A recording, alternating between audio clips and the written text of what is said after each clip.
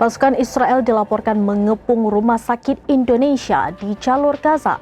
Pengepungan ini membuat situasi di rumah sakit menjadi sangat mencekam.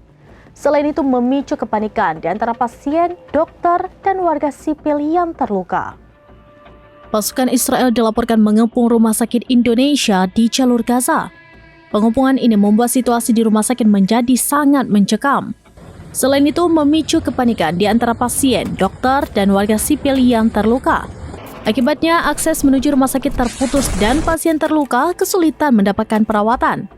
Kabar itu dikonfirmasi oleh Kementerian Kesehatan Palestina pada Minggu 18 Mei 2025. Dua pasien bahkan dilaporkan terluka saat mencoba melarikan diri dari rumah sakit. Kementerian Kesehatan Palestina mengklaim Israel menjalankan serangan untuk menghentikan operasional rumah sakit di Gaza. Lantas, kondisi rumah sakit kian memburuk seusai serangan menyebabkan kerusakan parah. Sementara itu, organisasi kemanusiaan setempat melaporkan pecahnya kaca jendela dan plafon yang berjatuhan mengganggu layanan medis.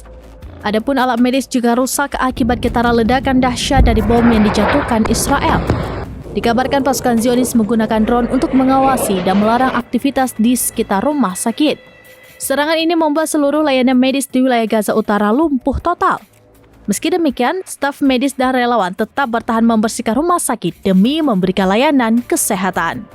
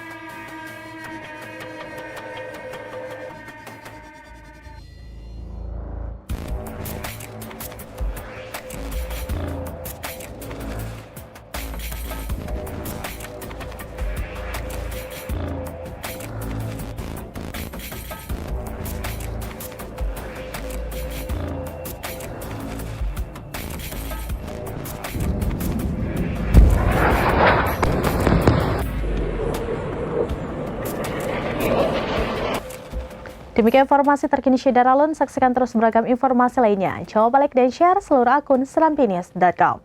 Download Tribun X sekarang, menghadirkan lokal menjadi Indonesia.